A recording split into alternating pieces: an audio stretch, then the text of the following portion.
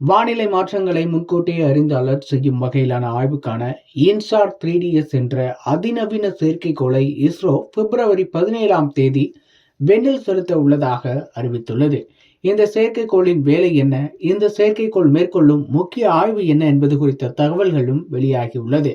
இந்திய விண்வெளி ஆய்வுகளை இஸ்ரோ எனும் இந்திய விண்வெளி ஆராய்ச்சி மையம் மேற்கொண்டு வருகிறது. கடந்த ஆண்டு நிலவின் தென்துருவத்தில் சந்திரயான் 3 திட்டத்தின் விக்ரம் லேண்டர் மற்றும் பிரக்யான் ரோவரை தரையிறக்கி சாதனை படைத்தது. இந்நிலையில்தான் இஸ்ரோ சார்பில் வரும் 17ஆம் தேதி GSLV F-14 ராக்கெட் மூலம் இன்சாட் 3DS என்ற அதிநவீன செயற்கைக்கோள் விண்ணில் ஏவப்பட உள்ளது.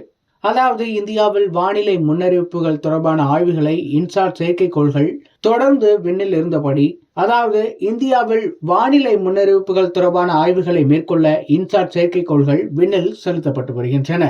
இந்த செயற்கைக்கோள்கள் விண்ணில் நிலைநிறுத்தப்பட்டு வானிலை முன்னறிவிப்பு தொடர்பான விவரங்களை முன்கூட்டியே அறிவித்து வருகிறது.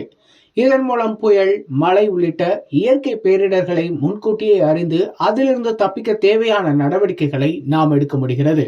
அந்த வகையில் இன்சாட் செயற்கைக்கோள் வரிசையில்தான் அதிநவீன இன்சாட் 3DS என்ற செயற்கைக்கோள் வரும் 17ஆம் தேதி விண்ணில் செலுத்தப்பட இருக்கிறது.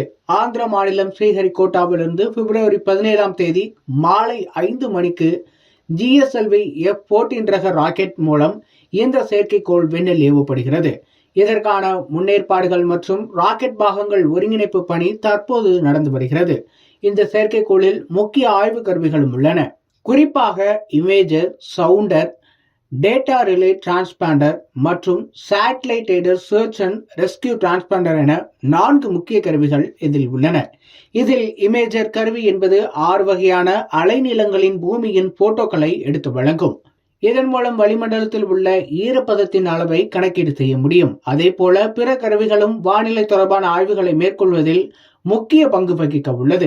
இதன் மூலம் பூமியின் பருவநிலை மாறுபாடுகளை உன்னிப்பாக கண்காணித்து வானிலை தொடர்பான தகவல்களை துல்லியமாக நிகழ்நேரத்தில் நமக்கு கிடைக்க வழி செய்ய முடியும். குறிப்பாக இந்த செயற்கைக்கோள் புயலின் நகர்வு, மழைக்கால மேகம், இடி மின்னல் உள்ளிட்ட இயற்கை பேரிடர்கள், பூமி மற்றும் கடலின் மேற்பரப்பில் ஏற்படும் மாற்றங்கள் குறித்த விவரங்களை முன்கூட்டியே வழங்க உள்ளது.